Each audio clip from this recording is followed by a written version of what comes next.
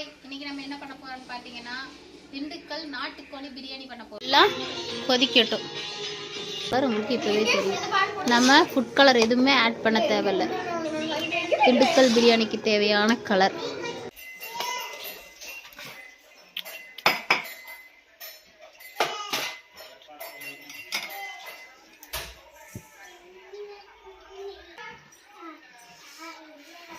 கறி பாருங்க எந்த அளவுக்கு சாஃப்டா வந்திருக்கு.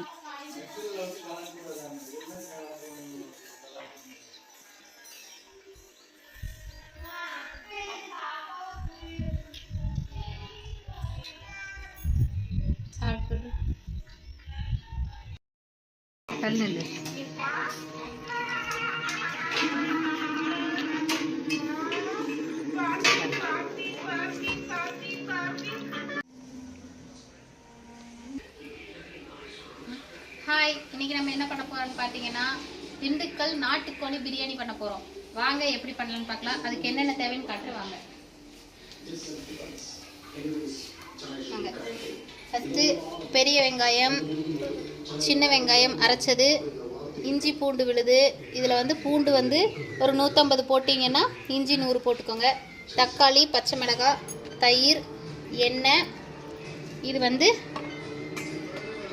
பட்டை, கிராம்பு, ஏலக்காய், அன்னாச்சிப்பூ. இது 3 வறுத்து பவுட்ரு பண்ணியிருக்கு. ஓகேவா? இதை அரைச்சி எடுத்து வச்சுக்கோங்க. நெக்ஸ்ட்டு மிளகாய்த்தூள், லெமன், அப்புறம் புதினா மல்லி, நெய். இது சீரக சம்பா அரிசி ஊற வச்சுருக்கேன். நாட்டுக்கோழிங்கிறனால சீக்கிரம் வேகாது, அதனால் மஞ்சத்தூள் உப்பு போட்டு வேக வச்சு எடுத்திருக்கேன். வாங்க இப்போ எப்படி பிரியாணி பண்ணுறதுன்னு பார்க்கலாம். நம்ம நெய் ஊற்றிக்கலாம்.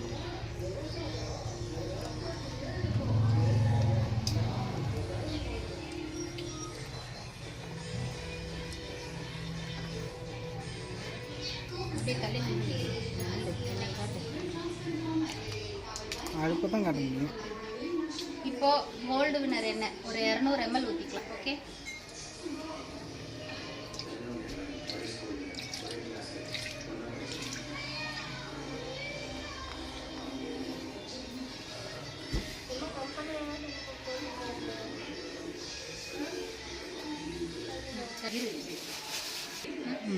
திண்டுக்கல் பிரியாணிக்கு நம்ம பட்டை, கிராம்பு, ஏலக்காய்லாம் அரைச்சிருக்கோம். அதனால எண்ணெயில் சேர்க்க தேவையில்லை. எண்ணெயில் நம்ம டைரெக்டாக புதினா மல்லியை ஃபஸ்ட்டு சேர்க்குறோம்.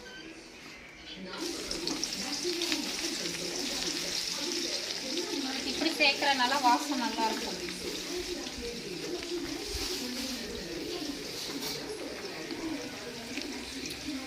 இது கூடயே கட் பண்ணி வச்ச பெரிய வெங்காயத்தை ஆட் பண்ணிக்கலாம்.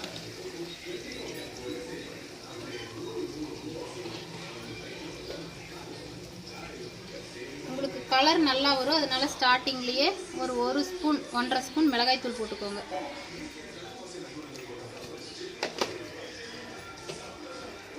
இப்போ இது எல்லாத்தையும் நல்லா வணக்கிக்கலாம்.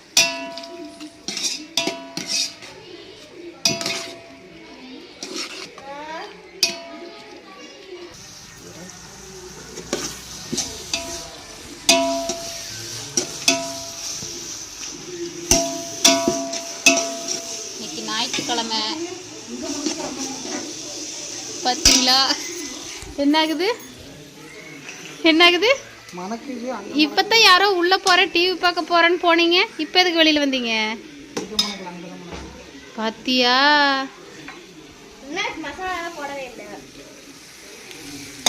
நல்லா வதங்கட்டும் ஃபஸ்ட்டு.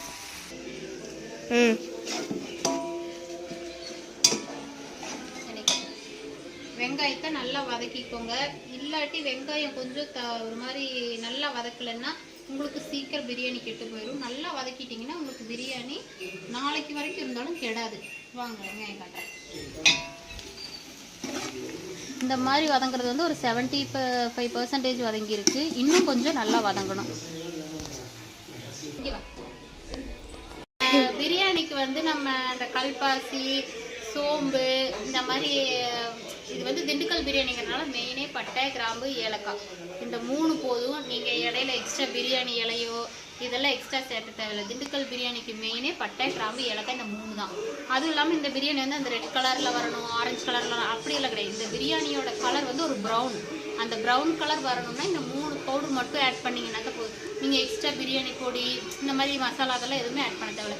இந்த மாதிரி செஞ்சிங்கனாவே உங்களுக்கு பிரியாணி சூப்பராக இருக்கும். இப்போது வெங்காயம் பாருங்கள் எந்த அளவுக்கு வதங்கியிருக்குன்னு, நல்லா மொறு மொறுன்னு ஆயிருக்கு. ஆமாம், பார்த்தீங்களா எந்த அளவுக்கு இருக்குன்னு. இந்த டைமில் இப்போ நம்ம சின்ன வெங்காயம் போடுறோம்.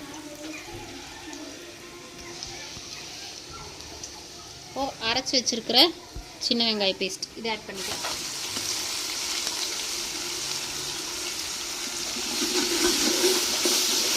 நல்லா வதக்கி விட்டுக்கோங்க.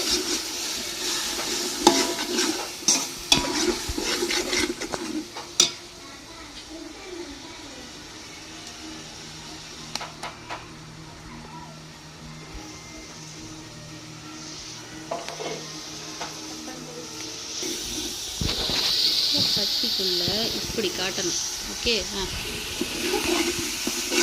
பார்த்துக்கோங்க. இந்த அளவுக்கு நல்லா நம்ம அரைச்சி வச்சு சின்ன வெங்காயம் வதங்கணும்.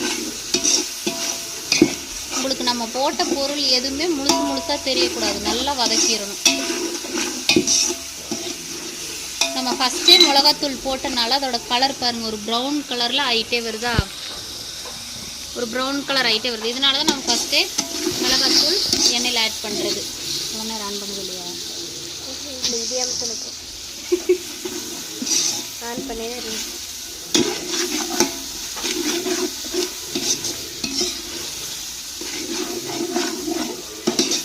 உங்களுக்கு ஸ்மெல்லே காட்டி கொடுக்கும். சின்ன வெங்காயம் வாசம் லைட்டாக போனதுக்கப்புறம் நம்ம இஞ்சி பூண்டு பேஸ்ட்டு ஆட் பண்ணிக்கலாம். இஞ்சி பூண்டு பேஸ்ட் அரைக்கிறப்போ நான் சொன்ன ரேஷியோவில் அரைங்க, அப்போ தான் உங்களுக்கு திண்டுக்கல் பிரியாணிக்கு சூப்பராக இருக்கும்.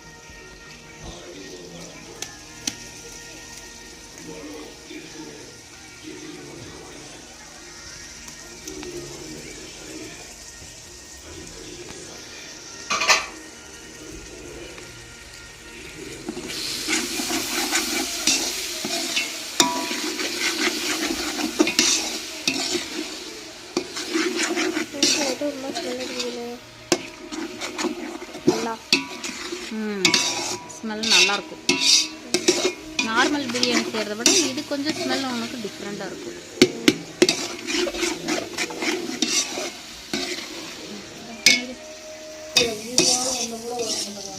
எடுத்துட்டேன். உன்னையே பார்க்க மாட்டேன், மயனவே பார்க்க. இந்த அளவுக்கு இஞ்சி பூண்டு நல்லா வதங்கிடணும். பாருங்கள், எண்ணெய் பிரிஞ்சு இது சேர்த்து வச்சிங்கன்னா உங்களுக்கு எண்ணெய் பிரிஞ்சு சைடில் வரணும். இந்தா வருதா போஸ்னி? என்ன வருது? இந்த அளவுக்கு இஞ்சி பூண்டு பேஸ்ட்டு எண்ணெய் பிரிஞ்சு வர அளவுக்கு வதக்கிக்கோங்க.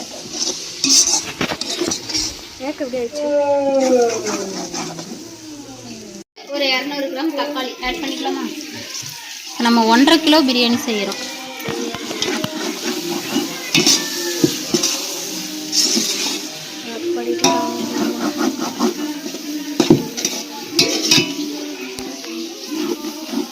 இப்போ தக்காளி நல்லா வதங்கட்டும்.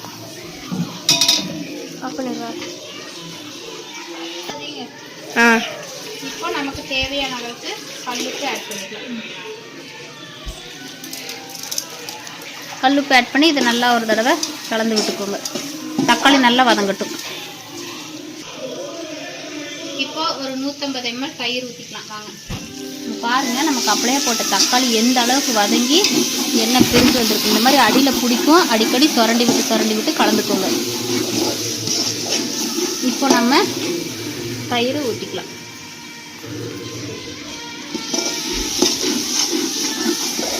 நல்லா கலந்து விட்டுக்கோங்க.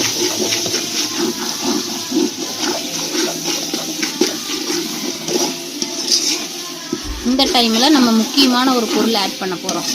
இருங்க கொண்டு வர.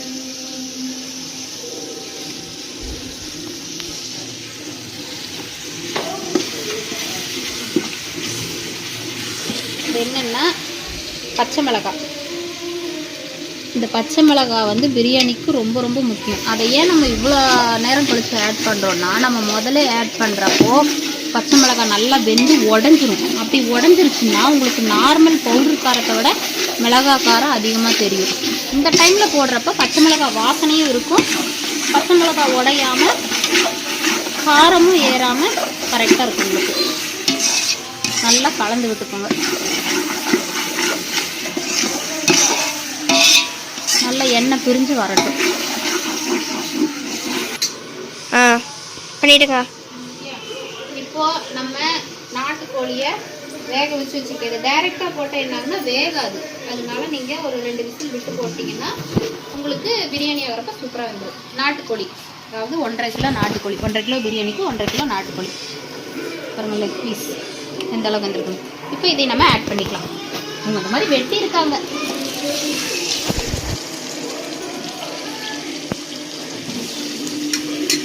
இதை நம்ம ஆட் பண்ணிக்கலாம். இது வேக வச்ச தண்ணி தான் ரொம்ப மெயின், அதை நம்ம அப்புறம் ஆட் பண்ணிக்கலாம்.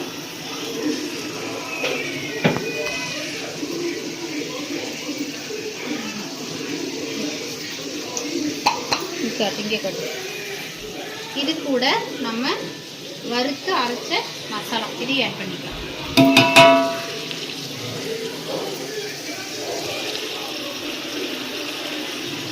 சூப்பராக இருக்கா மசாலா ஸ்மெல்லு? மசாலா ஸ்மெல்லு நல்லா இருக்குல்ல? சூப்பராக இருக்கு.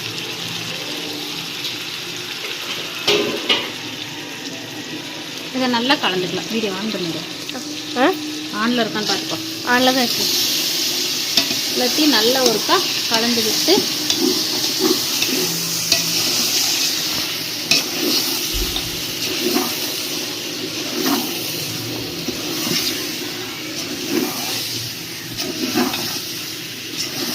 நல்லா கலந்து விட்டுக்கலாம்.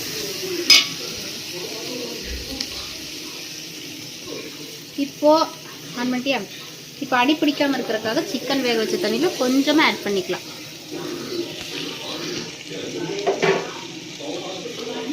இது எல்லாத்தையும் நல்ல ஒருக்கா கலந்து விட்டுக்கோங்க.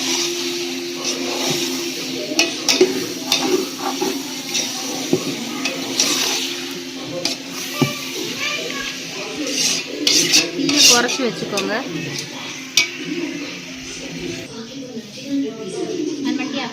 இப்போ நமக்கு சிக்கன் வேக வச்ச தண்ணியோட சேர்த்து நமக்கு பிரியாணிக்கு தேவையான அளவு தண்ணி எடுத்து வந்திருக்கேன். அதையும் ஊற்றிக்கலாம்.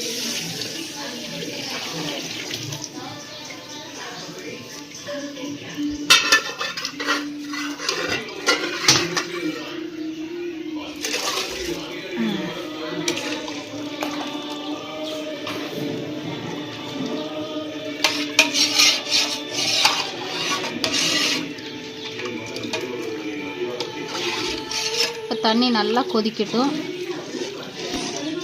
அப்படியாவா? நல்லா கொதிக்கட்டும். இந்த டைமில் கலரு உப்பு எல்லாம் உங்களுக்கு சரியாக இருக்கும்.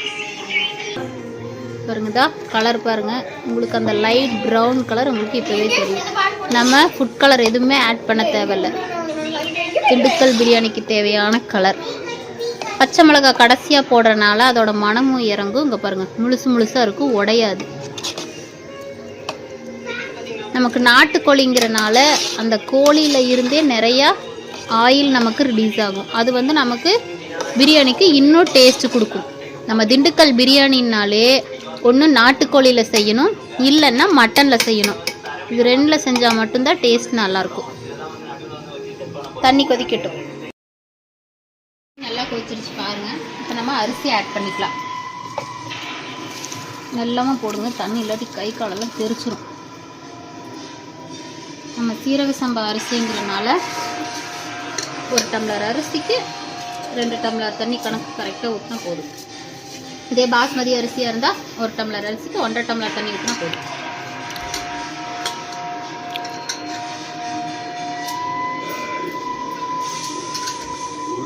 அரிசி போட்டதுக்கு அப்புறமா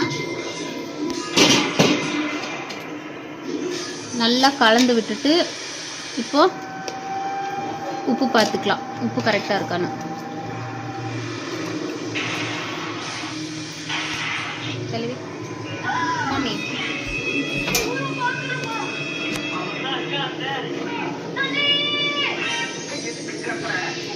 கொஞ்சம் கொஞ்சமாக உப்பு ஆட் பண்ணிக்கலாம்.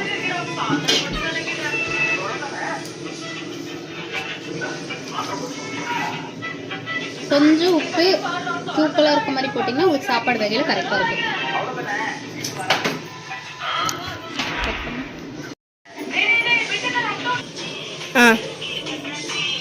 இப்போ ஒரு 1/2 லெமன் ஆட் பண்ணிக்கலாம்.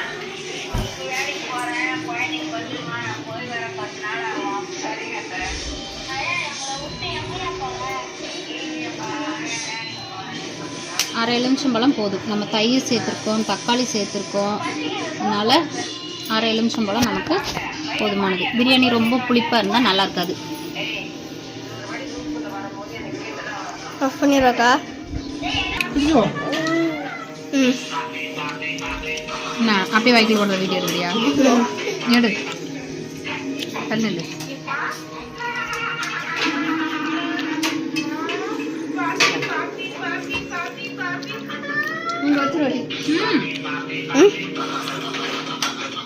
ஆளும் தலையும் எங்கள் பாட்டி செஞ்சது வெறும் மஞ்சத்தூள், மிளகாத்தூள், சீரக மிளகா மட்டும் போட்டு சூப்பராக இருக்குது. அங்கே பாருங்க.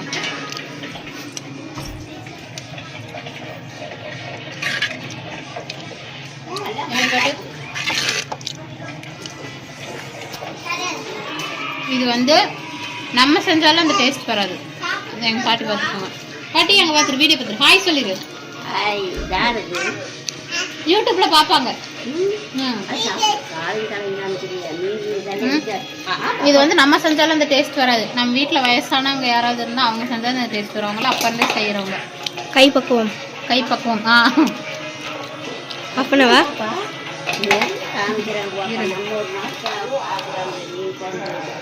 இது வந்து கால், தலை அது மட்டும் போட்டு செய்வாங்க. சூப்பராக இருக்கும்.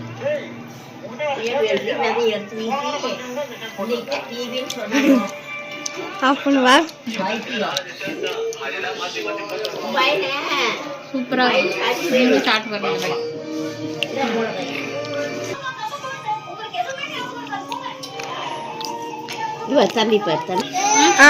பண்ணிட்டேன். இந்த அளவுக்கு சரிக்கு சமமா தண்ணி வந்ததுக்கு அப்புறம் இதை இப்படி நல்லா சமம் பண்ணிக்கலாம். சமம் பண்ணிட்டு இப்போ நல்லா ஒரு கை அளவுக்கு முந்திரி பருப்பு ஆட் பண்ணிக்கோங்க. நெக்ஸ்ட் நெய் ஆட் பண்ணிக்கலாம். இப்போ நம்ம தம் போட்டுக்கலாம். ஸ்மெல் சூப்பரா வருது.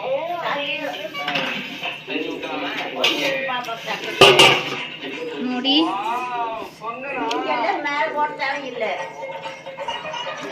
கல் வச்சுக்கலாம்.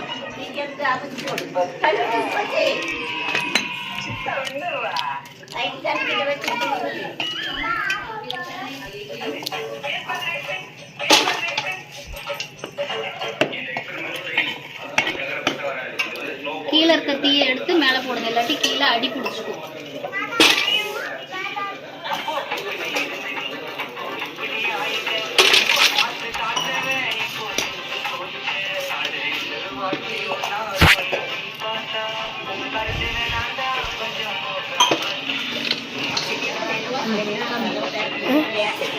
ஒரு 20 நிமிஷம் தம்ல இருந்தா போதும். அதுக்கப்புறம் தம் எடுத்துடலாம். ஓகே வாங்க.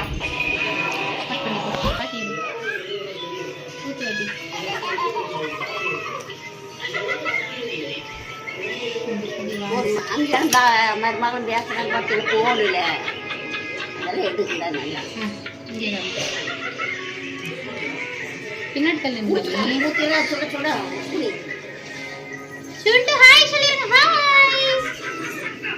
என் புள்ள என்ன பண்ணுதுன்னு வருங்க. அவதான் பிஸியா இருக்க ரொம்ப. பாரு பாரு ஆஸ்பத்திரி போவேம்மா. பாரு பாரு ஆஸ்பத்திரிக்கு மறந்துட்டியோ? இரு பாரு பாரு. இல்ல நீ பாரு, ஆஃப் பண்ணாத. பாரு பாரு ஆஸ்பத்திரியில கண்ணுலயே ஊசி போடுவாங்க. பாரு. இல்ல நீ பாரு. நீ பார்த்தாலும் பாக்கலனாலும் நீ ஆஸ்பத்திரி கூட்டிட்டு போவேன். சிவானி ஹாய் சொல்லு.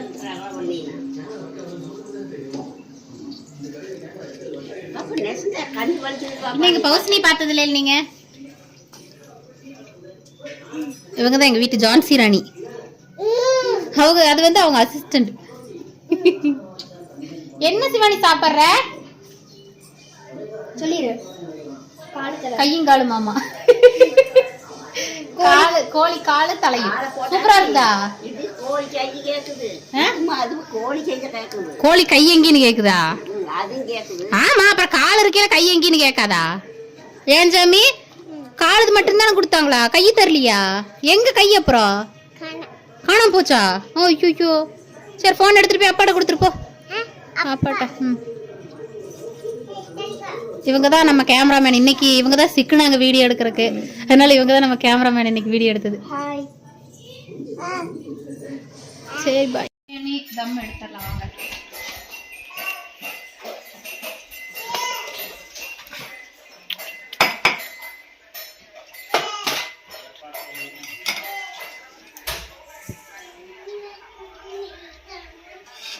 பாருங்க எவ்வளோ பழன்னு இருக்குன்னு. குழஞ்சோ எதுவுமே போகல, நமக்கு நீட்டாக வந்திருக்கு. பச்சை மிளகாலாம் பாருங்க அப்படியே உடையாம முழுசாக இருக்கு.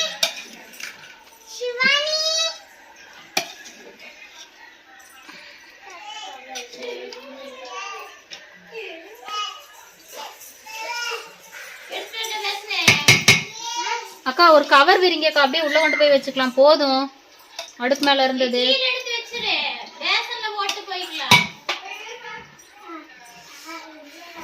கறி பாருங்க எந்த அளவுக்கு சாஃப்டா வந்திருக்கு.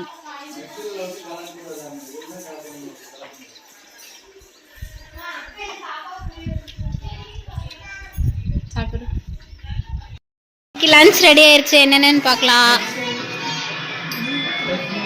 திண்டுக்கல் பிரியாணி, இதோட ரெசிபி தான் உங்களுக்கு ஃபுல் வீடியோவில் வரும். அதுக்கப்புறமா பொரிச்ச மீன். இது என்னது? இது வந்து நாட்டுக்கோழி கிரேவி. இங்கே பாருங்கள் அதோட முட்டைலாம் எவ்வளோ சூப்பராக இருக்குன்னு. அப்புறம் மீன் குழம்பு,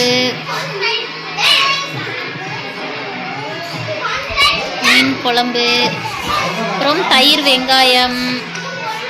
இது வந்து வெள்ளை சாப்பாடு, தூய மல்லி அரிசியில் வெள்ளை சாப்பாடு. இது வந்து ரசம், தக்காளி ரசம். இன்னைக்கு லஞ்ச் இதுதான். வாங்க சாப்பிடலாம்.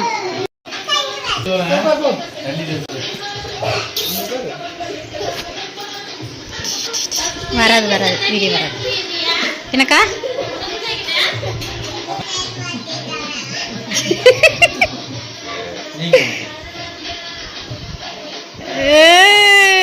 தெரியல.